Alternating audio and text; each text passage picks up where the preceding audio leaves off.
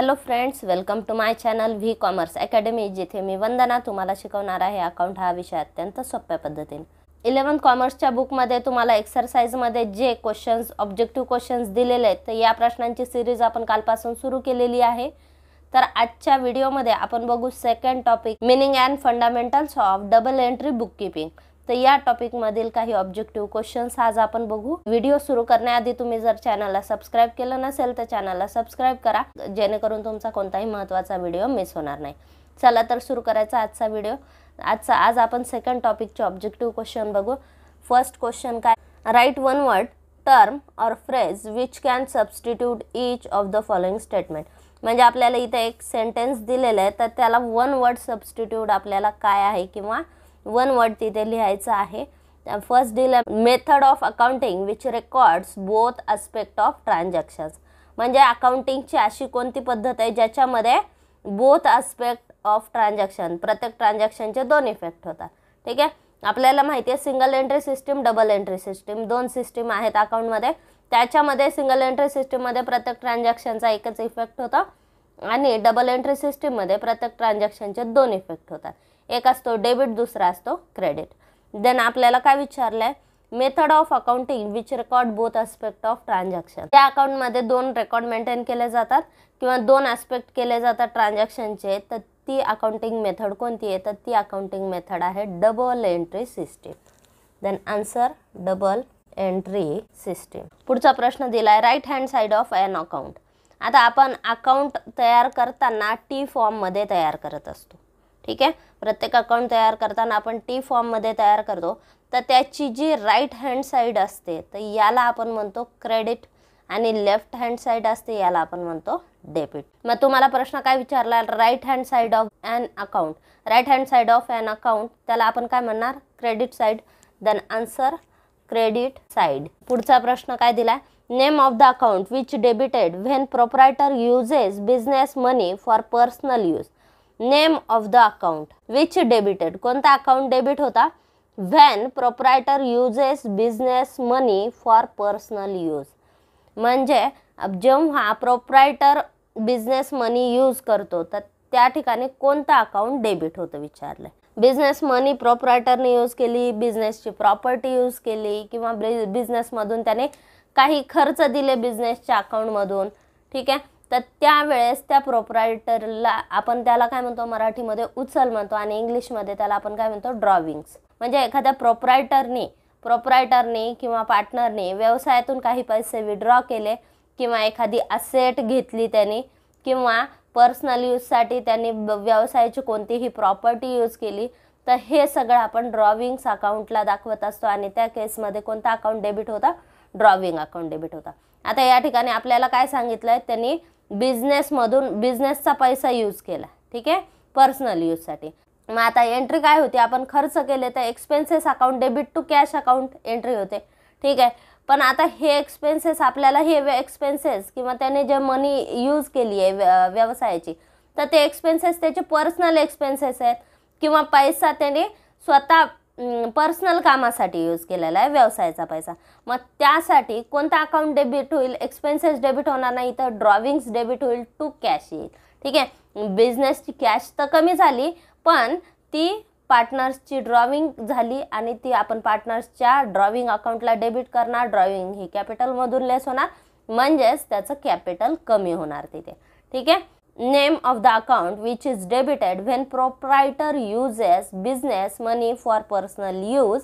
मग या ठिकाणी पार्टनर्स कॅपिटल अकाउंटला मधून आपण काय करणार, ड्रॉविंग लेस करणार म्हणजेच ड्रॉविंग्स अकाउंट डेबिट होणार। ठीक आहे, मग आता या ट्रान्झॅक्शनची एंट्री काय होणार, name of the account which is debited when proprietor uses business money. व्यवसायातून पैसा गेला, credit what goes out, cash account credit झालं, कोणता अकाउंट डेबिट झाला, प्रोप्रायटरने बिझनेसचा फंड यूज केला म्हणजेच ती त्याची ड्रॉविंग आहे। ठीक आहे, देन ड्रॉविंग्स अकाउंट आपण काय केलं, डेबिट केलं। मग याची पोस्टिंग कुठं होईल, हे कॅपिटलमधून लेस होणार। ठीक आहे, आन्सर काय आलं इथे, ड्रॉविंग्स अकाउंट। मग या ठिकाणी कोणता अकाउंट डेबिट झाला, ड्रॉविंग्स अकाउंट। त्यानंतर आहे account of assets and properties. असेटचा अकाउंट कोणता विचारला, असेट्स अँड प्रॉपर्टीज। त्या अकाउंटचे प्रकार तीन प्रकार आहेत, एक रियल, दुसरं नॉमिनल आणि तिसरं पर्सनल। ठीक आहे, रिअलमध्ये आपण असेट्स अँड प्रॉपर्टीज घेतो, नॉमिनलमध्ये all expenses, gain, profit, losses घेतात. ठीक आहे. आणि पर्सनलमध्ये आर्टिफिशियल पर्सन आणि नॅचरल पर्सन. तर हे अकाउंट येतात. तर हे झालं अकाउंटचं क्लासिफिकेशन. मग याच्यामध्ये असेट्स अँड प्रॉपर्टी कोणत्या कॅटेगरीत आलंय? असेट्स अँड प्रॉपर्टी हे येतं रिअल अकाउंटमध्ये. Then answer is real account. पुढचा क्वेश्चन काय दिला? Account of expenses and losses and income and gains. ठीक आहे. आत्ताच मी सांगितलं अकाउंटचे 3 प्रकार आहेत, रिअल, नॉमिनल, पर्सन. रिअलमध्ये आपण असेट्स अँड प्रॉपर्टीज घेतो, पर्सनलमध्ये आपण आर्टिफिशियल पर्सन आणि नॅचरल पर्सन घेतो, आणि expenses, losses, income and gains हे आपण घेतो नॉमिनल अकाउंटमध्ये. Then answer is nominal account. त्यानंतर next, left hand side of an account. आता या ठिकाणी बघा, आधी सेकंड नंबरचा क्वेश्चन तुम्हाला काय विचारला होता? Right hand side of an account. आपण प्रत्येक अकाउंट टी फॉर्ममध्ये बनवतो. याची राईट हँड साइड असते क्रेडिट साइड आणि लेफ्ट हँड साइड असते डेबिट साइड. तुम्हाला इथं काय विचारलं? Left hand side of an account. मग आन्सर काय? Debit side. पुढचा प्रश्न बघा, the asset which can not be seen, touch or felt. आता असेटचे टाईप आपण बघितले. तुम्ही जर माझा रेशो अनालिसिसचा व्हिडिओ जर बघितलेला असेल तर त्याच्यामध्ये आपण क्लासिफिकेशन ऑफ असेट्स बघितलेला आहे. ठीक आहे. मग त्या व्हिडिओमध्ये सांगितलेलं आहे की ज्या असेट आपण टच करू शकत नाही, पाहू शकत नाही आणि फील करू शकत नाही, तर या असेट्सला आपण काय म्हणतो? याला म्हणतो आपण इनटँजिबल असेट. असेट्सचे मेन 2 टाईप आहेत, एक करंट असेट, दुसरं फिक्स असेट. करंट असेटमध्ये म्हणजे ज्या असेट शॉर्ट पिरियडसाठी आहेत त्यांना आपण म्हणणार करंट असेट, ज्या असेट लॉंग पिरियडसाठी आहेत त्यांना आपण म्हणणार फिक्स असेट. फिक्स असेटचे 2 प्रकार पडतात, एक टँजिबल, दुसरं इनटँजिबल. टँजिबल म्हणजे ज्या असेट आपण पाहू शकतो, टच करू शकतो आणि फील करू शकतो, तर याला काय म्हणतात? Tangible asset. आणि ज्या असेट आपण पाहू शकत नाही, टच करू शकत नाही आणि फील करू शकत नाही, तर यांना म्हणतात इनटँजिबल असेट. ठीक आहे. गुडविल, पेटेंट, ट्रेडमार्क हे त्याचे एक्झाम्पल आहेत. ठीक आहे. The asset which can not be seen, touch or felt, त्यांना आपण काय म्हणणार? Intangible asset. ठीक आहे. त्यानंतर पुढचा question, person who invented the double entry system. ठीक आहे. Person who invented double entry system म्हणजे डबल एंट्री सिस्टीम कोणी निर्माण केली किंवा कोणी काढली, त्याचा जनक कोण आहे? ठीक आहे. हे विचारलंय. तर तुम्ही 11th कॉमर्सचं बुक जर बघितलं तर त्या बुकमध्ये तुम्हाला दिलेलं लुका डी बर्गो पॅसिओली हा डबल एंट्री सिस्टीमचा इन्व्हेंटर आहे किंवा जनक आहे. ठीक आहे. याने डबल एंट्री सिस्टीम निर्माण केलेली आहे. मग आन्सर काय? Luca. Person who invented double entry system. Answer काय? Luca de Virgo Pacioli. या व्यक्तीने डबल एंट्री सिस्टीम निर्माण केलेली आहे. किंवा डबल एंट्री सिस्टीमचा जनक कोण आहे? तर तो आहे Luca de Virgo Pacioli. Next question, incomplete system of recording business transaction. Accounting सिस्टीमचे 2 प्रकार आहेत, एक सिंगल एंट्री सिस्टीम, दुसरं double entry system. Single entry सिस्टीममध्ये प्रत्येक ट्रान्झॅक्शनचा एकच इफेक्ट होतो, डबल एंट्री सिस्टीममध्ये प्रत्येक ट्रान्झॅक्शनचे 2 इफेक्ट होतात. ठीक आहे. त्यामुळे सिंगल एंट्री सिस्टीम ही इनकम्प्लीट मानली जाते, अर्धवट मानली जाते. त्याच्यामध्ये आपल्या व्यवसायाचे करेक्ट रिझल्ट फाइंड आउट होऊ शकत नाही, कारण याच्यामध्ये प्रत्येक ट्रान्झॅक्शनचा एकच इफेक्ट होतो, एक तर तो डेबिटचा होतो किंवा क्रेडिटचा होतो. ठीक आहे. प्रत्येक ट्रान्झॅक्शनचे 2 इफेक्ट इथे होत नाही. त्यामुळे या सिस्टीममध्ये काही लिमिटेशन आहेत, ड्रॉबॅक्स आहेत. त्यामुळे ही सिस्टीम सिंगल एंट्री सिस्टीम ही काय? इनकम्प्लीट मानली जाते. ठीक आहे. अकाउंटमध्ये ही सिस्टीम इनकम्प्लीट मानली जाते. त्यामुळे आन्सर घ्या, incomplete system of recording business transaction. याचा आन्सर आहे सिंगल एंट्री सिस्टीम. त्यानंतर next, scientific system of recording business transaction.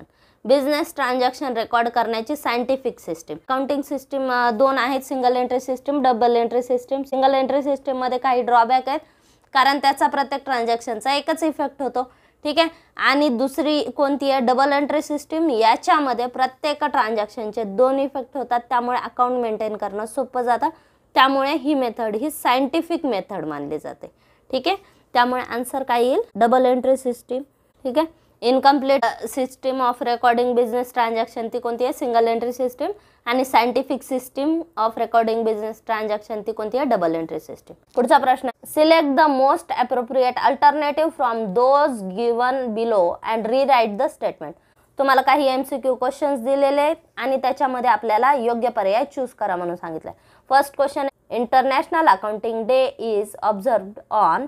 आता या ठिकाणी बघा, इंटरनॅशनल अकाउंटिंग डे कधी होतो हे विचारलंय. डबल एंट्री सिस्टीमचे जनक कोण आहेत? Luca de Virgo Pacioli. त्यांनी अशी अकाउंटिंग मेंटेन करण्यासाठी त्यांनी अशी एक पद्धती शोधून काढली की जी संपूर्ण जगात फायदेशीर ठरली. मग ही कोणती सिस्टीम आहे? Double entry system. आणि ती संपूर्ण जगात मानली जाते किंवा जगात ती वापरली जाते. त्याच्यामुळे हा दिवस हा इंटरनॅशनल अकाउंटिंग डे म्हणून साजरा केला जातो किंवा मानला जातो. देन तारीख काय येते? 10 नोव्हेंबर. 10 नोव्हेंबर किंवा 10 नोव्हेंबर या तारखेला इंटरनॅशनल अकाउंटिंग डे साजरा केला जातो. ठीक आहे. त्यानंतर next, conventional system of accounting is. भारताची जी इंडियन अकाउंटिंग सिस्टीम आहे यालाच महाजनदेशीनामा म्हणतात. तर ही अकाउंटिंगची भारताची ट्रेडिशनल मेथड आहे. याच्यामध्ये वही खाता आणि खीर याच्यामध्ये काय केलं जातं? याच्यामध्ये अकाउंट मेंटेन केले जातात. ठीक आहे. तर ही सिस्टीम ही कन्व्हेन्शनल सिस्टीम ऑफ अकाउंटिंग आहे इंडियासाठी. मग या ठिकाणी याचा आन्सर काय? Indian system. पुढचा क्वेश्चन बघा, every debit has corresponding dash. आता या ठिकाणी डबल एंट्री सिस्टीमचा आपण अभ्यास करतोय. डबल एंट्री सिस्टीममध्ये जेवढ्या अमाऊंटचे तुम्ही डेबिट इफेक्ट कराल, प्रत्येक ट्रान्झॅक्शनचे 2 इफेक्ट होणार. तर जेवढ्या अमाऊंटचा तुम्ही डेबिट इफेक्ट केलेला आहे तेवढ्याच अमाऊंटचा काय होईल? क्रेडिट इफेक्ट होईल. ठीक आहे.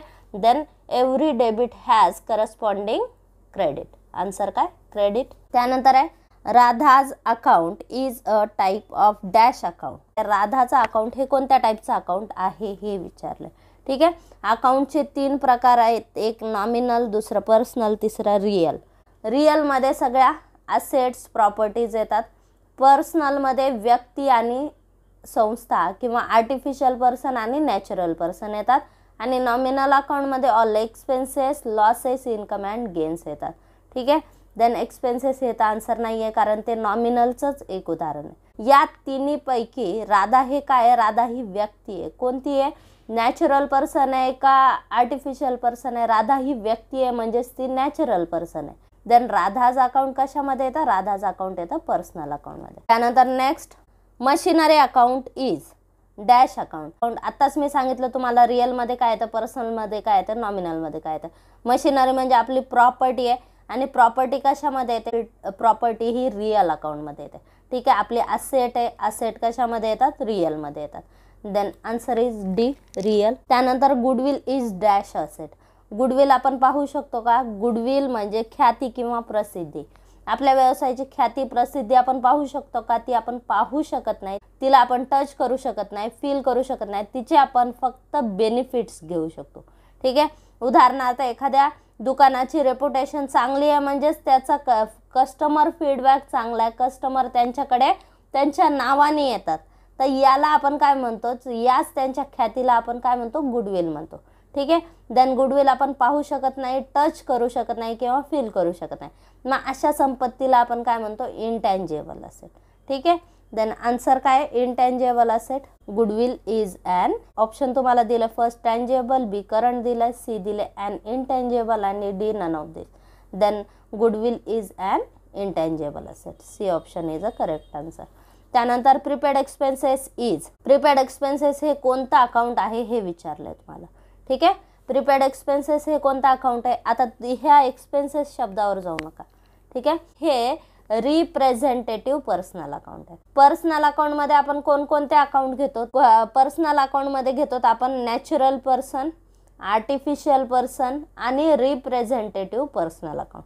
ठीक आहे. नॅचरल पर्सनमध्ये राम, राधा, रहीम, रीना तर हे व्यक्तींचे नावं येतील. आर्टिफिशियल पर्सनमध्ये bank, XYZ limited, AB partnership firm तर हे येतील.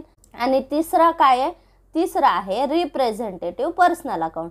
मग रिप्रेझेंटेटिव्ह पर्सनल अकाउंटमध्ये कोणते येतील? Outstanding expenses, outstanding income, prepaid expenses, prepaid income. ठीक आहे. तर हे अकाउंट सगळे कशामध्ये येतात? रिप्रेझेंटेटिव्ह पर्सनल अकाउंटमध्ये. ज्याला आपण प्रीपेड दिले किंवा ज्याला आपण आउटस्टँडिंग आहे तर त्यांना ते खर्च रिप्रेझेंट करत असतात, ते अकाउंट रिप्रेझेंट करतात. म्हणून हे अकाउंट प्रीपेड एक्सपेन्सेस हे अकाउंट कशामध्ये येतं, रिप्रेझेंटेटिव्ह पर्सनल अकाउंट. ठीक आहे, आणि रिप्रेझेंटेटिव्ह पर्सनल अकाउंट हा पर्सनल अकाउंटचाच एक पार्ट आहे. Then B is a correct option. त्यानंतर पुढचा क्वेश्चन आहे debit the receiver credit the giver. कशाचा रूल आहे हा आपला, पर्सनल अकाउंटचा रूल आहे. Debit the receiver credit the giver. त्यानंतर आहे debit what comes in credit what goes out. हा कशाचा नियम आहे, हा आहे रिअलचा नियम. Debit all expenses and losses credit all income and gain हा आपला नॉमिनल अकाउंटचा नियम आहे. Then B is a correct answer. आता ह्या प्रश्नांच्या उत्तरासाठी कोणत्या अकाउंटचा नियम कोणता आहे आणि कोणत्या अकाउंट आपण कोणत्या कॅटेगरीमध्ये क्लासिफाय करणार, तर याच्यासाठी मी एक व्हिडिओ बनवलेला आहे गोल्डन रूल्स ऑफ अकाउंटिंग. तर या व्हिडिओमध्ये तुम्हाला या सगळ्या प्रश्नांची उत्तरं मिळतील. त्यामुळे तुम्ही अजून तो व्हिडिओ बघितलेला नसेल तर व्हिडिओ तुम्ही बघा, कारण त्याच्यामध्ये तुमचे रूल्सची रिलेटेड सगळे बेसिक पॉईंट क्लिअर होऊ शकतील. माझ्या चॅनल पेजला जाऊन तुम्ही हा व्हिडिओ बघू शकता. त्यानंतर घ्या पुढचा प्रश्न, state whether the following statement are true or false with reason. ठीक आहे, आता या ठिकाणी तुम्हाला ट्रू ऑर फॉल्स विचारले. फर्स्ट काय दिलंय, outstanding expenses is nominal account. Personal account आपण बघितलं. पर्सनल अकाउंटमध्ये कोणकोणते येणार सांगितलं, पर्सनल अकाउंटमध्ये येणार आर्टिफिशियल पर्सन, नॅचरल पर्सन आणि रिप्रेझेंटेटिव्ह पर्सनल अकाउंट. मग रिप्रेझेंटेटिव्ह पर्सनल अकाउंटमध्ये काय येतात, outstanding expenses, prepaid expenses. Outstanding expenses हे रिप्रेझेंटेटिव्ह पर्सनल अकाउंट आहे. ठीक आहे, it is not nominal account. ठीक आहे, ते कोणतं आहे, पर्सनल अकाउंट. हे स्टेटमेंट फॉल्स आहे. नेक्स्ट आहे capital account is a real account. Real अकाउंटमध्ये काय येतात, रिअल अकाउंटमध्ये असेट्स प्रॉपर्टीज येतात. कॅपिटल ही एक प्रॉपर्टी आहे का, कॅपिटल ही लायबिलिटी आहे. ती प्रॉपर्टी कोणाची, ओनरची आहे. आणि हे अकाउंट कोणाला रिप्रेझेंट करतं, ओनरच्या मालकीचा पैसा रिप्रेझेंट करतं किंवा ओनरची असेट रिप्रेझेंट करतं. कॅपिटल हे एक पर्सनल अकाउंट आहे. ठीक आहे, आपण काय घेतो, राम्स कॅपिटल, श्याम्स कॅपिटल. ठीक आहे, ओनरचे जे पैसे व्यवसायात गुंतवलेले आहेत त्यालाच आपण काय म्हणतो, कॅपिटल. म्हणजेच कॅपिटल अकाउंट हे काय, कॅपिटल अकाउंट हे रिअल अकाउंट आहे का, नाही, ते एक पर्सनल अकाउंट आहे. ठीक आहे, देन हे स्टेटमेंट रॉंग आहे. पुढचं स्टेटमेंट दिले, every debit has equal and corresponding credit. Double entry system किंवा ड्युअल एस्पेक्ट कन्सेप्ट काय सांगते की प्रत्येक ट्रान्झॅक्शनचे दोन इफेक्ट होणार, एक डेबिट दुसरा क्रेडिट, आणि ते सेम अमाऊंटचे होणार. ठीक आहे, every debit has equal corresponding credit. ठीक आहे, तुम्ही जर डेबिट एखादं अकाउंट 10,000चं केलं तर दुसरा अकाउंट तेवढंच क्रेडिट होणार 10,000चं. आता तुम्हाला अशा काही एंट्रीज माहिती असतील जिथे डेबिट अमाऊंट 10,000 झाली आहे तर क्रेडिट अमाऊंट 2 अकाउंट क्रेडिट झाले, एक 7,500 झालं, दुसरं 2,500 झालं. ठीक आहे, म्हणजेच जेवढं डेबिट केलं तेवढं क्रेडिट होतं. एक किंवा त्यापेक्षा अधिक अकाउंट क्रेडिट होऊ शकतात, पण अमाऊंट ही काय असते, debit is equal to credit असते. ठीक आहे, म्हणजेच इथं काय सांगितलं, every debit has equal and corresponding credit. Then हे स्टेटमेंट बरोबर आहे. त्यानंतर पुढचं आहे discount received is a nominal account. Discount received म्हणजे काय, आपल्याला मिळालेला डिस्काउंट. उदाहरणार्थ आपण 10,000च्या वस्तू खरेदी केल्या, आपण पेड करताना 9,000च पेड केले. ठीक आहे, कॅश आपण पेड केले 9,000, म्हणजेच आपल्याला 1,000 रुपये डिस्काउंट मिळाला, म्हणजे आपले 1,000 रुपये वाचले, म्हणजेच ते आपलं उत्पन्न आहे. ठीक आहे, आणि नॉमिनल अकाउंटमध्ये आपण कोणते घेतो, नॉमिनल अकाउंटचे एक्झाम्पल काय, expenses, losses, income and gains. Discount received हा एक इन्कम आहे, त्यामुळे तो नॉमिनल अकाउंट अंतर्गत येतो. ठीक आहे, देन हे स्टेटमेंट बरोबर आहे. त्यानंतर पुढचं स्टेटमेंट बघा, drawing account is a nominal account. ठीक आहे, ड्रॉविंग्स अकाउंट. आता ड्रॉविंग म्हणजे काय, ड्रॉविंग म्हणजे काय, उचल. उदाहरणार्थ प्रोप्रायटरने किंवा पार्टनरनी व्यवसायातून काही पैसे विड्रॉ केले असतील, त्याने एखादी व्यवसायातून असेट विड्रॉ केले असतील, व्यवसायातून त्याने गुड्स विड्रॉ केले असतील, बिझनेस अकाउंटमधून त्याने पर्सनल एक्सपेन्सेस पेड केले असतील किंवा पर्सनल कारणासाठी त्याने व्यवसायाची एखादी प्रॉपर्टी यूज केली असेल, हे सगळे आयटम कशामध्ये इन्क्लूड होतात, ड्रॉविंग्समध्ये. ठीक आहे, मग यालाच आपण काय म्हणतो, उचल. मग drawings account is a nominal सांगितलं. ठीक आहे, वरती आपण बघितलं नॉमिनल अकाउंटमध्ये काय येतात, expenses and losses, income and gain. ठीक आहे, तर हे येतात नॉमिनल अकाउंटमध्ये. मग ड्रॉविंग हे काय आहे, ड्रॉविंग एक्सपेन्सेस, लॉस किंवा इन्कम गेन आहे का, नाही, यापैकी काहीच नाही. ड्रॉइंग म्हणजे उचल, प्रोप्रायटरने व्यवसायातून काही पैसे विड्रॉ केले असतील, गुड्स विड्रॉ केले असतील, तर याला आपण ड्रॉविंग्स म्हणू.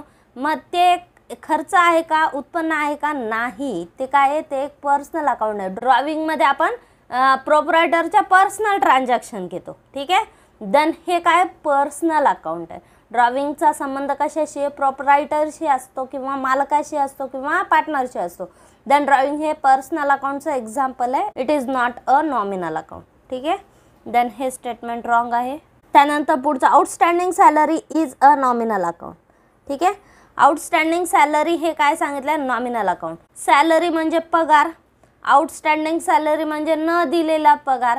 उदाहरणार्थ ए हा व्यक्ती आपल्या ऑफिसमध्ये काम करतो, त्याला सॅलरी आपण 20,000 रुपये देतो. यावर्षी आपण त्याला सॅलरी दिली नाही. ठीक आहे.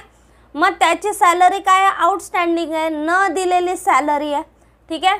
नॉमिनल अकाउंटमध्ये काय घेतो आपण, expenses, losses, income and gains. ठीक आहे. आपण सॅलरी अकाउंटला ऑलरेडी हे 20,000 रुपये दाखवले. ठीक आहे, सॅलरी म्हणून. पण त्याच्यामध्ये हे 20,000 रुपये सॅलरी आपण त्याला दिलेली नाही आहे. ही सॅलरी आपण डेबिट कर सॅलरीला. ठीक आहे. मग ती सॅलरी कोणाला रिप्रेझेंट करेल, एला रिप्रेझेंट करेल की एला आपल्याला 20,000 रुपये देणं आहे. ठीक आहे. आपली लायबिलिटी आहे, आपल्याला 20,000 रुपये त्याला द्यायचे आहेत, ही आपली लायबिलिटी आहे. मग आपण एंट्री काय पास करणार इथं, सॅलरी अकाउंट डेबिट. मग ही आपण 20,000 रुपये सॅलरीचे कुठं दाखवणार, प्रॉफिट अँड लॉस अकाउंटच्या डेबिटला दाखवणार. Two H outstanding salary account. Two H outstanding salary, outstanding आहे म्हणजे आपली ती लायबिलिटी आहे, म्हणजेच देयता आहे. मग ही आपण कुठे दाखवणार, बॅलन्स शीटच्या लायबिलिटी साईडला. ठीक आहे. म्हणजेच हे जे आउटस्टँडिंग सॅलरीचा अकाउंट आहे, ठीक आहे, हे आउटस्टँडिंग सॅलरीचं अकाउंट हे रिप्रेझेंट करतं एची आउटस्टँडिंग सॅलरी याला. ठीक आहे. एच्या अकाउंटला रिप्रेझेंट करतं ते. ठीक आहे. आपल्याला आउटस्टँडिंग कोणाला द्यायची आहे, एला द्यायची आहे. म्हणजेच ए कोण झाला, आपला देणेकरी झाला. ठीक आहे. आपल्याला त्याला पैसे द्यायचे. म्हणजेच हे काय आहे, आउटस्टँडिंग सॅलरी. हे नॉमिनल अकाउंट नाही, हे जे सॅलरी आहे हे नॉमिनल अकाउंटमध्ये येणार. पण इथं जे आपण आउटस्टँडिंग सॅलरी अकाउंट घेतलं हे नॉमिनल अकाउंट नाही, हे एला रिप्रेझेंट करतं. म्हणजेच ए हा व्यक्ती आहे, पर्सन आहे, म्हणजे तो पर्सनल अकाउंटमध्ये येणार. ठीक आहे. मग पर्सनल अकाउंटमध्ये कोणता प्रकार आहे, हा रिप्रेझेंटेटिव्ह पर्सनल अकाउंट. ठीक आहे. मग ही सॅलरी, आउटस्टँडिंग सॅलरी कोणाची लायबिलिटी रिप्रेझेंट करते, एची लायबिलिटी रिप्रेझेंट करते. Then outstanding salary is a nominal account. हे स्टेटमेंट काय चुकीचं आहे. सॅलरी हे नॉमिनल अकाउंट आहे, पण आउटस्टँडिंग सॅलरी हे पर्सनल अकाउंट आहे. ठीक आहे. कोणतं पर्सनल अकाउंट आहे, रिप्रेझेंटेटिव्ह पर्सनल अकाउंट. देन हे स्टेटमेंट रॉंग आहे. त्यानंतर पुढचा पॉईंट बघा, loan account is a personal account. Loan account is a personal account. Loan म्हणजे काय, आपण XYZ पर्सनकडून उधार पैसे घेतले. ठीक आहे, ते एक लोन झालं. किंवा आपण बँकेतून, महाराष्ट्र बँकेतून 1 लाख रुपये घेतले आपण लोन म्हणून. ठीक आहे, बँक लोन आपण घेतला. किंवा एखाद्या फायनान्शियल इन्स्टिट्यूशनमधून आपण लोन घेतलं. ठीक आहे. मग आता हे लोन काय आहे, हे लोन म्हणजे आपण उधार पैसे घेतलेले आहेत किंवा आपण पैसे घेतलेत कोणाकडून तरी उधारीवर, कर्जाऊ रक्कम घेतलेली आहे. आपण ते ठराविक काळानंतर किंवा ठराविक वेळेनंतर आपण ते परत करणार. ठीक आहे. म्हणजेच ही आपली लायबिलिटी आहे. ही लायबिलिटी कोणाला पेड करायची, पर्टिक्युलर पर्सनला, किंवा हे आपण एका पर्टिक्युलर व्यक्तीकडून किंवा संस्थेकडून हे पैसे उधार घेतलेले आहेत. मग एंट्री आपण काय करणार, आता जर समजा आपण 10,000 बँक लोन घेतले. ठीक आहे, बँकेतून लोन घेतले आपण. मग आता एंट्री आपण इथे काय पास करणार, लोन घेतले म्हणजे आपल्याकडे पैसे आले. Debit what comes in cash account debit झाला. To debit the receiver, credit the giver. आता हे लोन आपल्याला कोणी दिले, बँकेने दिले. ठीक आहे. मग आपण काय घेणार, टू बँक अकाउंट घेणार. ठीक आहे, टू बँक अकाउंट हे 20,000 रुपये घेणार.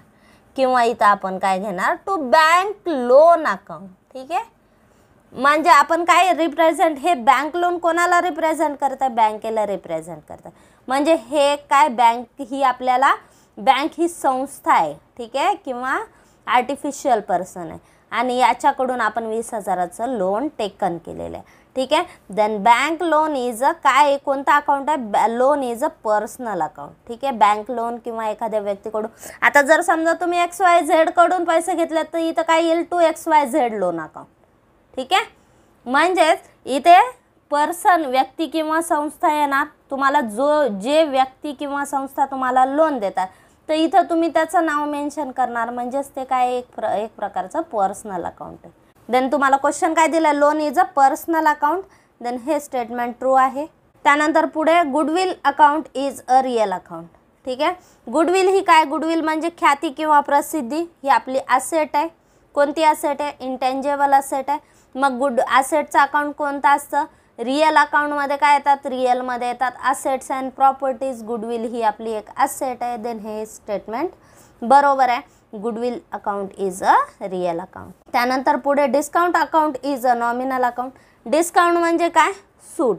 आता या ठिकाणी ज्यावेळेस डिस्काउंट रिसिव्ड दिले तुम्हाला त्यावेळेस आपल्याला मिळालेलं डिस्काउंट, आणि फक्त डिस्काउंट दिलंय किंवा डिस्काउंट अलाउड दिलाय म्हणजेच तो आपला आपण दिलेला डिस्काउंट आहे. ठीक आहे. देन तो डिस्काउंट दिलेला डिस्काउंट जर समजा आपण 10,000च्या वस्तू विकल्या, ठीक आहे, 10,000च्या वस्तू विकल्या, पण पैसे घेताना आपण त्याचे 9,000 रुपये घेतले. ठीक आहे. 1,000 रुपये आपण सूट दिली समोरच्या व्यक्तीला किंवा ज्याला वस्तू सेल केला त्याला आपण 1,000 रुपये सूट दिली, म्हणजे आपले 1,000 रुपये कमी झाले, म्हणजेच तो लॉस आहे का नाही. ठीक आहे. Debit all expenses and losses, credit all income and gain. हा नियम कशाचा आहे, हा नॉमिनल अकाउंटचा रूल आहे, आणि त्याच्यामध्ये काय काय येतात, एक्सपेन्सेस, लॉसेस, इन्कम, गेन्स. ठीक आहे. देन डिस्काउंट हा एक प्रकारचा लॉस आहे.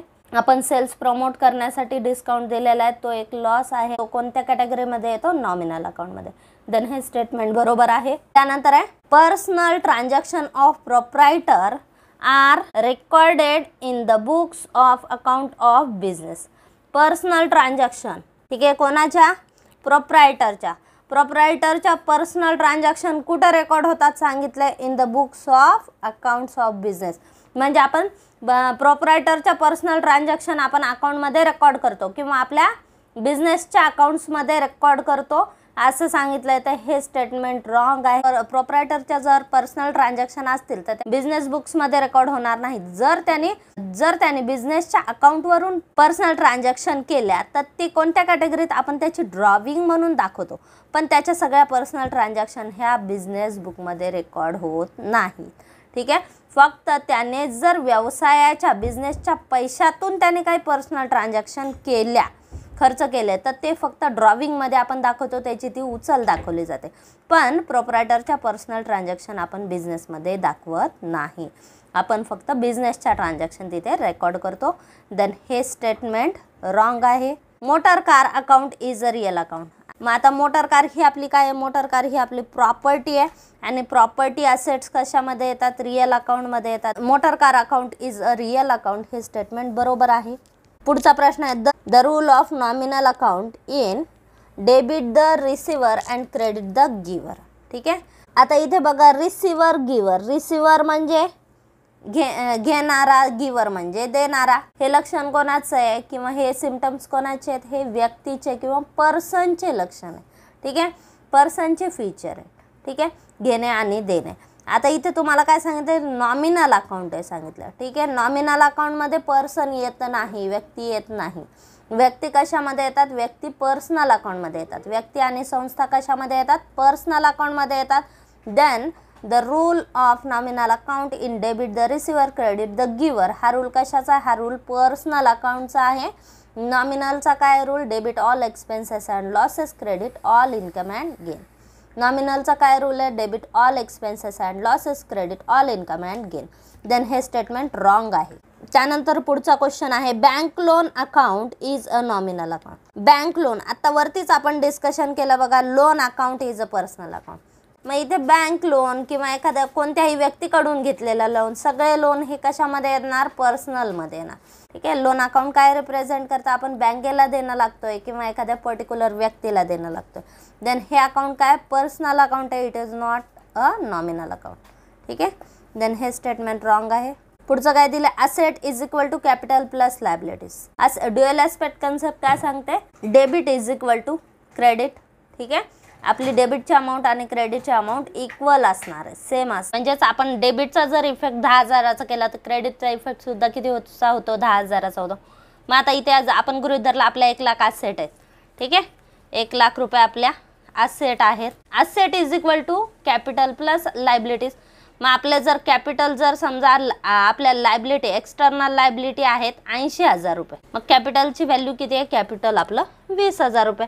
म्हणजेच आपले असेट 1 लाख बरोबर कॅपिटल प्लस एक्सटर्नल लायबिलिटी मिळून 1 लाख आहेत. ठीक आहे, म्हणजेच asset is equal to liabilities किंवा asset is equal to capital plus liability म्हणजे एक्सटर्नल लायबिलिटी याच्यामध्ये आलं. हे इक्वेशन बरोबर आहे. त्यानंतर trademark account is a personal account.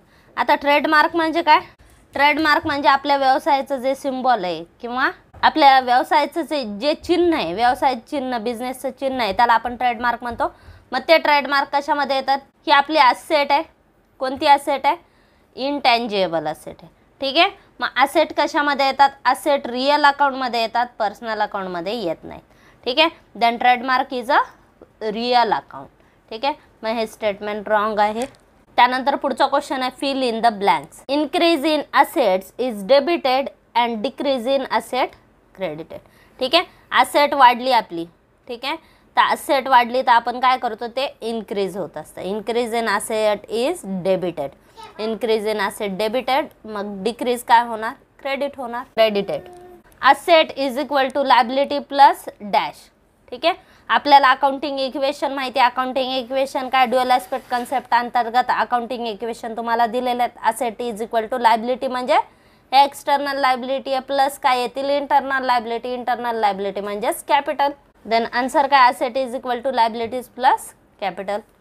त्यानंतर next, increase in capital is credited and decrease in capital is. आता या ठिकाणी बघा, इनक्रीज इन कॅपिटल आपण काय करणार, क्रेडिट करणार, म्हणजे डिक्रीज काय करणार, डेबिट करणार. देन इथे येईल डेबिटेड. त्यानंतर आहे scientific and complete system of recording is non as. अकाउंटिंगच्या 2 मेन सिस्टीम आहेत, एक सिंगल एंट्री सिस्टीम, दुसरं डबल एंट्री सिस्टीम.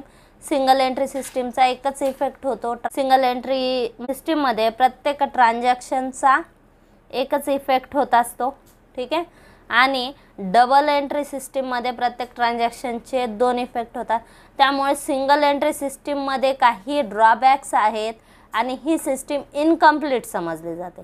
तर डबल एंट्री सिस्टीम ही प्रत्येक ट्रान्झॅक्शनचे 2 इफेक्ट असल्यामुळे ती ॲक्युरेट सिस्टीम मानली जाते आणि त्यामुळे ती मेथड एक सायंटिफिक आणि कंप्लीट सिस्टीम म्हणून मानली जाते. त्याच्यामुळे scientific and complete system of recording is known as double entry system. Debit all expenses and losses, credit all income and gains. Debit all expenses and losses, credit all income and gain. हा rule कशाचा आहे, नॉमिनल अकाउंटचा rule आहे. त्यानंतर पुढचा, land and building account is a dash account. Land and building ही आपली काय, प्रॉपर्टी आहे, असेट आहे. ठीक आहे, आणि असेट कशामध्ये येतात, रिअल अकाउंटमध्ये येतात. ठीक आहे, then answer is real account. Cash book and personal accounts are only maintain under. आता इथे काय सांगितलं, cash book and personal account are only maintain under single entry system. Cash book आणि पर्सनल अकाउंट्सच फक्त कशामध्ये मेंटेन केले जातात, सिंगल एंट्री सिस्टीममध्ये मेंटेन होतात. पुढचा प्रश्न आहे, debit what comes in and credit what goes out. आता या ठिकाणी रिअल अकाउंटचा नियम काय, डेबिट वॉट कम्स इन, येणाऱ्याला नावे करा, जाणाऱ्याला जमा करा. ठीक आहे, debit what comes in and credit what goes out हा रूल कशाचा आहे, हा रूल आहे रिअल अकाउंट. त्यानंतर आहे travelling expenses account dash type of account. Travelling expenses, expenses म्हणजे काय, एक्सपेन्सेस हे एक्झाम्पल कशाचं आहे, नॉमिनल अकाउंटचं. ट्रॅव्हलिंग एक्सपेन्सेस हे काय, travelling expenses account is a nominal type of account. त्यानंतर next, every transaction has two effects. Dash accounts are accounts of properties and assets. Properties and असेट्सचा account कोणते, ठीक आहे, real account. Real accounts are accounts of properties and assets. Laptop account is a dash account. Laptop account, laptop म्हणजे काय, आपली property आहे, बिझनेसची property आहे, मग ते काय, रिअल अकाउंट. पुढचा प्रश्न आहे, classify the following accounts under the types of personal account, real account आणि नॉमिनल अकाउंट. आता या प्रश्नामध्ये तुम्हाला क्लासिफिकेशन विचारलंय, कशाचं, अकाउंट्सचं क्लासिफिकेशन विचारलंय. कोणत्या कॅटेगरीत? Personal, real, nominal. अकाउंटचे 3 प्रकार आहेत. पहिला आहे पर्सनल, दुसरा रिअल आणि तिसरा नॉमिनल अकाउंट. ठीक आहे. पर्सनलचा रूल काय? Debit the receiver, credit the giver. पर्सनलमध्ये कोणते अकाउंट येतात? पर्सनलमध्ये आर्टिफिशियल पर्सन, नॅचरल पर्सन आणि रिप्रेझेंटेटिव्ह पर्सनल अकाउंट हे 3 अकाउंट येतात. त्यानंतर रिअल अकाउंट. रिअलचा नियम काय? Debit what comes in, credit what goes out. Assets, प्रॉपर्टीजला हा रूल अप्लाय केला जातो. आणि थर्ड आहे नॉमिनल अकाउंट. नॉमिनलचा रूल काय? Debit all expenses and losses, credit all income and gain. ठीक आहे. एक्सपेन्सेस, लॉसेस, इन्कम, गेन्सला हा रूल अप्लाय केला जातो. ठीक आहे. तर आता आपण 1 बाय 1 काय करू? प्रत्येक अकाउंट क्लासिफाय करू. फर्स्ट काय? Mister Rohit capital. Capital account कोणाचं आहे? रोहितचं. रोहित हा एक व्यक्ती आहे, नॅचरल पर्सन आहे. मग तो कोणत्या कॅटेगरीत येतो? तो पर्सनल अकाउंटमध्ये येतो. ठीक आहे. मग मिस्टर मोहित कॅपिटलमध्ये आपण मोहितने केलेले जे ट्रान्झॅक्शन आहेत, व्यवसायामध्ये जे ट्रान्झॅक्शन आहेत त्याचे पर्सनली त्याच्याशी निगडित आहेत. ठीक आहे. त्याच्या अकाउंटशी निगडित आहेत, त्याच्या अकाउंटशी रिलेटेड आहेत. तर हे अकाउंट आपण कॅपिटल अकाउंटमध्ये रेकॉर्ड करतो. उदाहरणार्थ त्याने कॅपिटल आणलं, व्यवसायातील पैसे विड्रॉ केले, व्यवसायातून त्याने काही पर्सनल कामासाठी पैसे विड्रॉ केले, गुड्स टेकन ओव्हर केल्या, त्यानंतर असेट टेकन ओव्हर केली, त्याने बिझनेसच्या अकाउंटमधून पर्सनल एक्सपेन्सेस पेड केले. तर ह्या सगळ्या ट्रान्झॅक्शन आपण काय? त्याला आपण इंटरेस्ट, कॅपिटलवर इंटरेस्ट दिला किंवा त्याला नेट प्रॉफिट दिला. तर ह्या सगळ्या ट्रान्झॅक्शन आपण कशामध्ये करणार? कॅपिटल अकाउंटमध्ये. म्हणजेच मोहितचं अकाउंट हे कोणतं अकाउंट? हे मोहितचं अकाउंट आहे, मोहितचं पर्सनल अकाउंट आहे. देन हे कोणत्या अकाउंटमध्ये मोडतं? पर्सनल अकाउंटमध्ये. पर्सनल. आता इथं आपण शॉर्टकट लिहू. P for personal, R for real आणि एन फॉर नॉमिनल. ठीक आहे. देन सेकंड काय दिलं? Loose tool. लूज टूल्स म्हणजे ही आपली काय? प्रॉपर्टी आहे, असेट आहे. असेट कशामध्ये येतात? असेट येतात रिअल अकाउंटला. त्यानंतर आहे ड्रॉविंग्स अकाउंट. ड्रॉविंग अकाउंट म्हणजे काय? ड्रॉविंग म्हणजे मोहितने काही पैसे विड्रॉ केले असेल किंवा मोहितने किंवा ओनरने किंवा पार्टनरने. ठीक आहे. व्यवसायातून काही पैसे विड्रॉ केले असतील, गुड्स टेकन ओव्हर केले असतील, असेट टेकन ओव्हर केली असेल व्यवसायाची, किंवा त्याने बिझनेसच्या पर्सनल अकाउंटमधून काही स्वतःचे त्याने बिझनेसच्या अकाउंटमधून स्वतःचे काही पर्सनल एक्सपेंडिचर पेड केले असतील. तर हे सगळे ड्रॉइंग्स अकाउंटला येणार. ड्रॉविंग हे कॅपिटलमधून लेस होते. हे ड्रॉविंग हे काय? पार्टनरचं पर्सनल अकाउंट इंडिकेट करतं. देन हे काय? Personal account. त्यानंतर कार्टेज. कार्टेज हा एक प्रकारचा खर्च आहे. खर्च कशामध्ये येतात? नॉमिनल अकाउंटमध्ये. त्यानंतर आहे प्रीपेड रेंट. प्रीपेड रेंट म्हणजे काय? आपण रेंट पेड केला. उदाहरणार्थ आपण गृहीत धरला, आपला रेंट 10,000 आहे, आपण रेंट पेड केला 15,000. किती हजार प्रीपेड आहे? 5,000 प्रीपेड आहे. मग आता पुढच्या वर्षी आपल्याला XYZ पर्सनला जर समजा आपण रेंट देत असू, तर पुढच्या वर्षी त्याला तो 5,000 रेंट आपल्याला द्यायची गरज नाही. मग आपण काय दाखवलं? की आपले 5,000 रुपये XYZ व्यक्तीकडे आहेत. म्हणजेच आपण रिप्रेझेंट कोणाला केलं? व्यक्तीला रिप्रेझेंट केलं. प्रीपेड रेंट अकाउंट दाखवलं पण रिप्रेझेंट व्यक्तीला केलं. देन हे सुद्धा एक काय? पर्सनल अकाउंट आहे. कोणतं पर्सनल अकाउंट आहे? Representative personal account. ठीक आहे. प्रीपेड रेंट कोणत्या कॅटेगरीमध्ये येणार? Personal account. त्यानंतर कॉपीराईट. कॉपीराईट म्हणजे काय? कॉपीराईट ही एक प्रकारची इंटेंजेबल असेट आहे. ठीक आहे. जर समजा आपण एक बुक लिहिलंय किंवा पब्लिश केलंय आणि त्या बुकचे कॉपीराईट आपल्याकडे आहेत, म्हणजेच त्या बुक्सच्या किती प्रती छापायची, तर हे सगळे अधिकार आपले. म्हणजे ही अधिकार ही आपली एक प्रॉपर्टी असते. आणि प्रॉपर्टी कशामध्ये येते? प्रॉपर्टी येते रिअल अकाउंटमध्ये. त्यानंतर आहे पेटंट्स. कॉपीराईट पुस्तकाच्या प्रोडक्शनच्या बाबतीचे किंवा छापाईच्या बाबतीचे अधिकार असतात. आणि पेटंट्स म्हणजे काय? एखादं प्रोडक्ट किंवा एखादं उत्पादनाबाबत एखादा शोध असेल तर त्याच्याबाबत पेटंट्स असतात.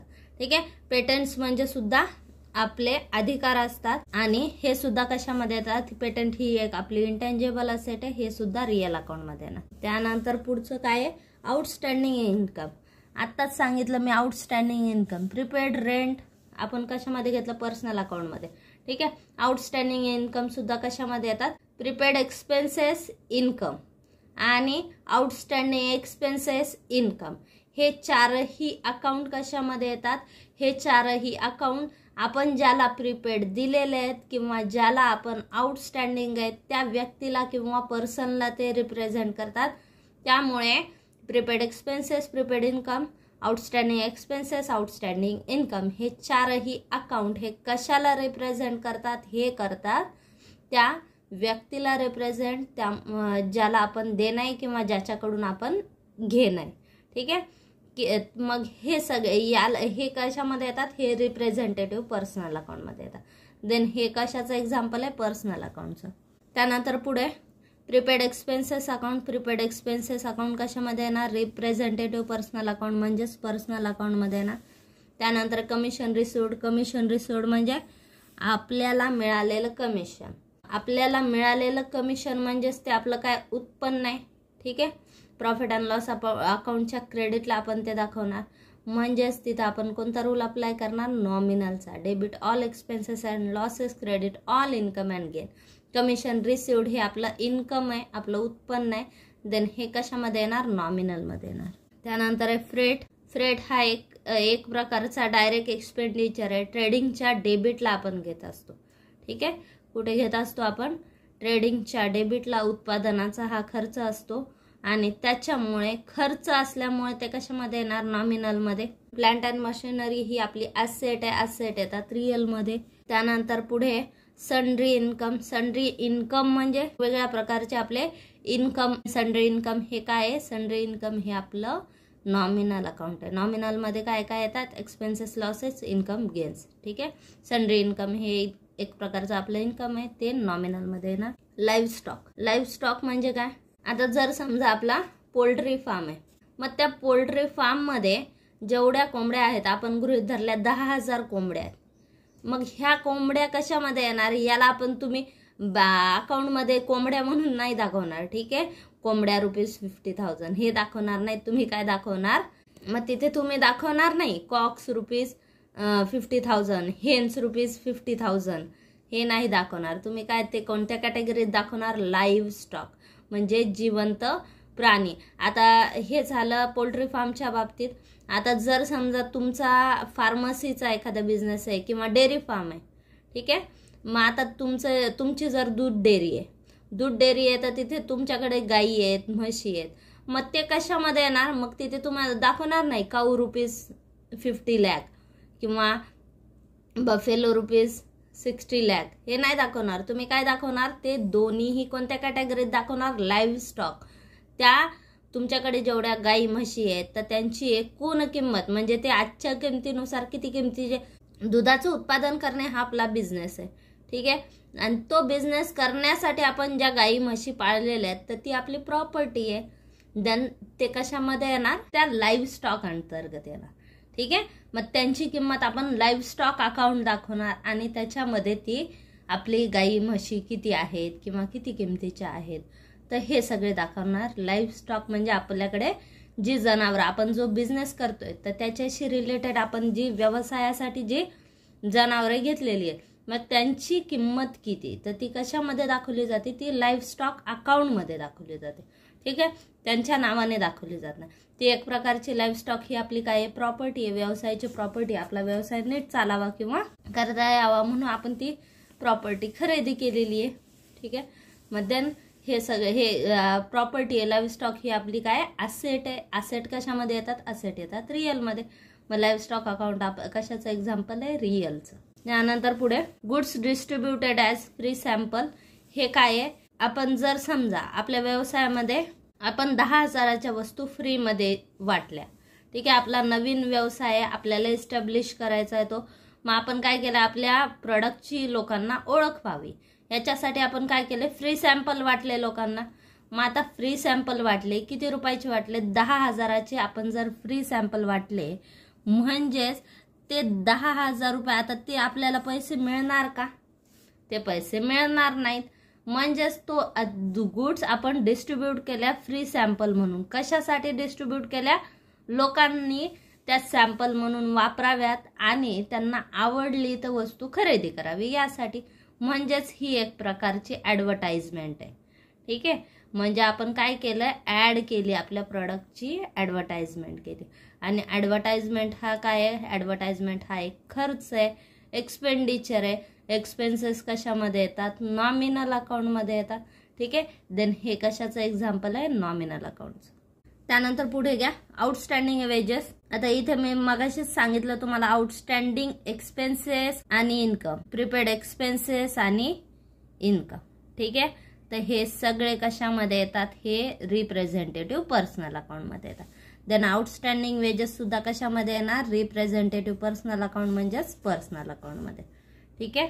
त्याच्यानंतर पुढे बघा राधिका अकाउंट. राधिका ही व्यक्ती आहे, व्यक्तीचं अकाउंट कशामध्ये येतं, व्यक्ती पर्सनल अकाउंटमध्ये येतं. देन राधिका अकाउंट कशामध्ये येणार, पर्सनलमध्ये. आउटस्टँडिंग वेजेस पर्सनलमध्ये. Loss on sale of furniture, आपण फर्निचर विकलेलं आहे. फर्निचर आपल्याकडे 50,000चं फर्निचर होतं, आपण 40,000ला विकलं. ठीक आहे. काय केलं आपण, 50,000चं फर्निचर आपण 40,000ला विकलं. आपल्याला लॉस किती झाला, 10,000 लॉस झाला. आपल्याला लॉसचा नियम काय सांगतो, debit all expenses and losses, credit all income and gain. हा लॉस डेबिट होणार.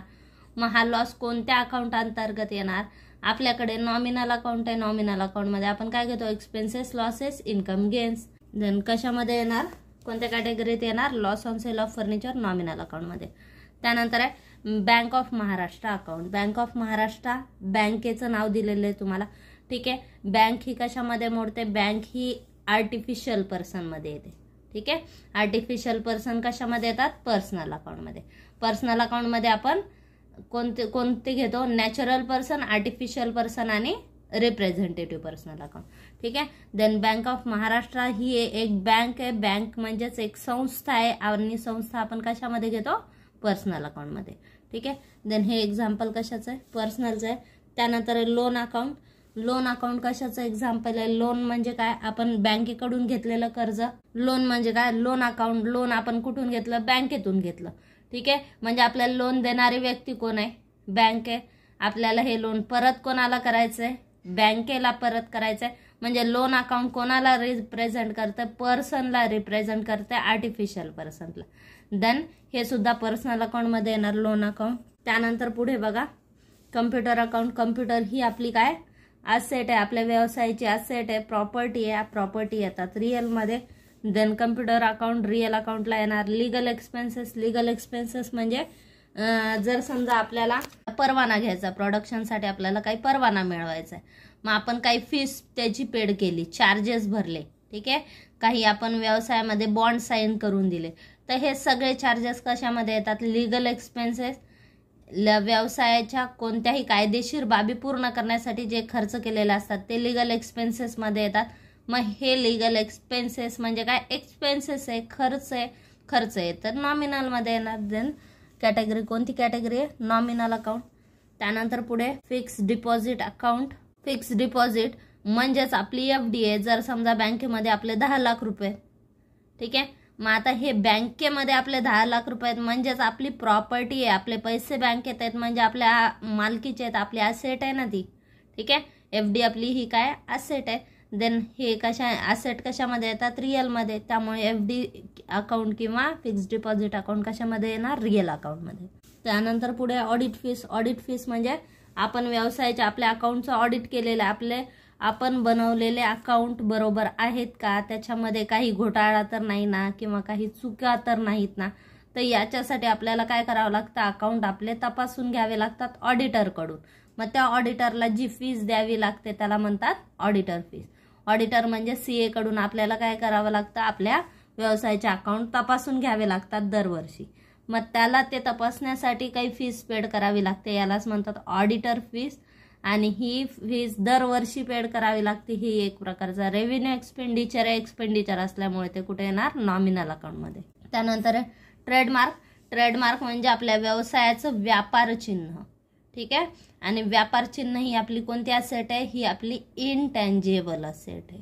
ठीक आहे. देन हे कशामध्ये येतात, असेट असल्यामुळे ते कशामध्ये येणार, रिअलमध्ये येणार. त्यानंतर loss by fire. Loss by fire म्हणजेच आपल्या काही वस्तू गोडाऊनमध्ये होत्या किंवा आपल्या शॉपमध्ये काही वस्तू होत्या, त्या जळाल्या. ठीक आहे. 10,000च्या वस्तू आपल्या जळून राख झाल्या, 10,000 रुपये नुकसान झालं. आपण नुकसान कशामध्ये घेतो, एक्सपेन्सेस, लॉसेस, इन्कम, गेन्स. आपण कशामध्ये घेतो, नॉमिनलमध्ये. देन हे सुद्धा आपलं एक लॉस आहे, त्यामुळे ते येणार नॉमिनलमध्ये. मोटर कार म्हणजे ही काय आपली प्रॉपर्टी आहे. ठीक आहे, आपल्या बिझनेसची जी गाडी आहे, व्हेकल आहे, बिझनेस व्हेकल आहे. ठीक आहे, मग ती मोटर कार ही आपली प्रॉपर्टी आहे. देन हे कशामध्ये येणार आपली प्रॉपर्टी? असेटमध्ये, रिअल अकाउंटला येणार. पुढचा पॉइंट आहे income tax account. Income tax म्हणजे काय? आपण टॅक्स पेड केला, आपल्याला दरवर्षी आपल्याला प्रॉफिटवर काही टॅक्स पेड करावा लागतो. मग आता टॅक्स पेड करायचा, टॅक्स ही आपली काय? टॅक्स हा आपल्याला दरवर्षी पेड करावा लागतो. आपल्याला जेवढा प्रॉफिट होतो त्या प्रमाणात टॅक्स पेड करावा लागतो. त्यामुळे टॅक्स हा आपला एक खर्च आहे. आणि खर्च कशामध्ये येतात? नॉमिनलमध्ये येतात. त्याच्यानंतर आहे GST account, goods and service tax. आता इथंच आपण घेतला इन्कम टॅक्स हा आपला खर्च दाखवलाय. ठीक आहे, नॉमिनलमध्ये घेतला. तसंच जीएसटी सुद्धा आपला खर्च आहे, कशामध्ये येणार? नॉमिनल अकाउंटमध्ये. जीएसटी म्हणजे काय? Goods and service tax. त्यानंतर आहे सिद्धिविनायक ट्रस्ट अकाउंट. ट्रस्ट म्हणजे काय? एक संस्था आहे. ठीक आहे, संस्था आहे. संस्था कशामध्ये येतात? पर्सनमध्ये, पर्सनल अकाउंट. ठीक आहे, आर्टिफिशियल पर्सनमध्ये येतात आणि ते कशामध्ये येतात? पर्सनल अकाउंटमध्ये. त्यानंतर ऑफिस इक्विपमेंट म्हणजे साधनं. ऑफिसमध्ये काही इक्विपमेंट्स असतील तर ही काय आपली प्रॉपर्टी आहे. देन हे येणार रिअल अकाउंटला. Stock of stationery account. आपल्याकडे काही स्टेशनरीचा स्टॉक शिल्लक आहे, म्हणजे आपण काही स्टेशनरी, आपल्या ऑफिसमध्ये काही स्टेशनरी लागते, तर पेन, पेन्सिल, रबर, त्यानंतर अजून स्टेपलर, पेपर. तर ही सगळी स्टेशनरी आपण काय करतो? व्यवसायामध्ये स्टेशनरी ही एकदाच खरेदी केली जाते. ठीक आहे, वर्षाची किंवा शक्यतो ती जास्त प्रमाणात खरेदी केली जाते. आता जर समजा या वर्षी आपल्याकडे या वर्षी काही स्टेशनरी शिल्लक आहे, मग याला आपण काय म्हणणार? स्टॉक म्हणणार. स्टॉक वर्षाच्या शेवटी आपण वर्षभर स्टेशनरी वापरून आपल्याकडे काही स्टेशनरी उरलेली आहे, मग याला काय म्हणणार? Stock of stationery. आता स्टॉक ऑफ स्टेशनरी म्हणजेच ही आपली काय? स्टॉक आहे म्हणजेच काय? आपली असेट आहे. ठीक आहे, देन कशामध्ये येणार? रिअल अकाउंटला येणार. त्यानंतर Indian railways account. Indian railway ही काय? एक मोठी ऑर्गनायझेशन आहे. ठीक आहे, संस्था आहे. देन हे कशामध्ये येणार? पर्सनल अकाउंटमध्ये येणार. त्यानंतर इन्कम रिसिव्ड इन ॲडव्हान्स. आपल्याला इन्कम ॲडव्हान्समध्ये मिळालेलं आहे. ठीक आहे, म्हणजेच मी तुम्हाला काय सांगितलं? प्रीपेड इन्कम, वेळेच्या आधी इन्कम मिळालेलं इन्कम म्हणजेच इन्कम रिसिव्ड इन ॲडव्हान्स. मग हे कोणाला रिप्रेझेंट करतात? समजा XYZ कडून आपल्याला रेंट दरवर्षी 10,000 मिळतो. यावर्षी त्याने काय केलं? यावर्षी त्याने 20,000 दिले. तो म्हटला पुढच्या वर्षी मी तुम्हाला देणार नाही, यावर्षी मी ॲडव्हान्समध्ये 10,000 देतो. ठीक आहे, म्हणजेच आपण ते 10,000 त्या XYZ पर्सनची ॲसेट म्हणून आपल्या व्यवसायात दाखवणार. ठीक आहे, आपली लायबिलिटी म्हणून दाखवणार. ठीक आहे, मग ते XYZ पर्सनला रिप्रेझेंट करणार, म्हणजेच हे रिप्रेझेंटेटिव्ह पर्सनल अकाउंट आहे. देन हे येणार पर्सनल अकाउंटमध्ये. Dividend on investment. डिव्हिडंड म्हणजे काय? लाभांश. कशावर? इन्व्हेस्टमेंट. आपण काही भाग घेतलेले आहेत, आपण एका कंपनीचे काही भाग घेतलेले आहेत, मग त्या भागांवर मिळालेला आपल्याला डिव्हिडंड म्हणजे हे आपलं उत्पन्न आहे, इन्कम आहे. इन्कम कशामध्ये येतं? नॉमिनलमध्ये येतं. देन हे कशामध्ये येणार? नॉमिनल अकाउंटमध्ये. त्यानंतर डिस्काउंट म्हणजे आपण दिलेला डिस्काउंट. ठीक आहे, फक्त डिस्काउंट अकाउंट दिलेले तर आपण तो दिलेला डिस्काउंट गृहीत धरायचा. डिस्काउंट रिसिव्ड म्हणजे मिळालेलं डिस्काउंट. ठीक आहे, म्हणजे आपण डिस्काउंट दिलाय म्हणजे खर्च आहे. खर्च कशामध्ये येतात? नॉमिनलमध्ये. त्यानंतर आहे राज अँड कंपनी अकाउंट. कंपनी आहे, कंपनी म्हणजे आर्टिफिशियल पर्सनल अकाउंटमध्ये येणार. त्यानंतर आहे रिपेअर्स अकाउंट. रिपेअर म्हणजे खर्च, आपल्याला आपण काही दुरुस्तीसाठी केलेला खर्च आहे, म्हणजेच खर्च कशामध्ये येतात? नॉमिनलमध्ये येणार. त्यानंतर आहे रॉयल्टी अकाउंट. रॉयल्टी हा एक खर्च आहे. कशाचा खर्च आहे? उत्पादनाचा खर्च आहे. जर समजा आपण एखाद्या दुसऱ्या व्यक्तीची इंटेंजेबल असेट किंवा ट्रेडमार्क किंवा त्यांचे कॉपीराईट वगैरे आपण यूज केले तर आपल्याला रॉयल्टी पेड करावी लागते. त्याच्यासाठी आपल्याला काय करावं लागतं? जर समजा एखाद्या व्यक्तीचे आपण कॉपीराईट यूज केले किंवा एखाद्या व्यक्तीचे आपण पेटेंट यूज केले तर त्यांना त्या पेटेंट किंवा कॉपीराईट यूज करण्यासाठी आपल्याला चार्जेस पेड करावे लागतात, तर त्या चार्जेसला रॉयल्टी म्हणतात. ठीक आहे, मग रॉयल्टी हा एक प्रकारचा खर्च असतो. कोणता खर्च धरला जातो? हा खर्च उत्पादनाचा खर्च गृहीत धरला जातो.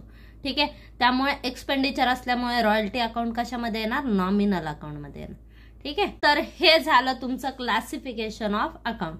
आता हे तुम्हाला याच्यासाठी महत्वाचं आहे की तुम्हाला सपोज एखादा प्रश्न दिला आणि विचारलं की हे अकाउंट कोणत्या कॅटेगरीमध्ये आहे, ठीक आहे, तर यासाठी तुम्हाला हे अकाउंटचा अभ्यास युजफुल ठरू शकतो. तर हे झाले आपले क्लास 11 मधले सेकंड टॉपिकचे काही ऑब्जेक्टिव्ह क्वेश्चन. हा व्हिडिओ तुम्हाला कसा वाटला ते नक्की कळवा. अजून चॅनलला सबस्क्राईब केलं नसेल तर चॅनलला सबस्क्राईब करा, व्हिडिओला लाईक करा, शेअर करा आणि सबस्क्राईब करा. थँक्यू.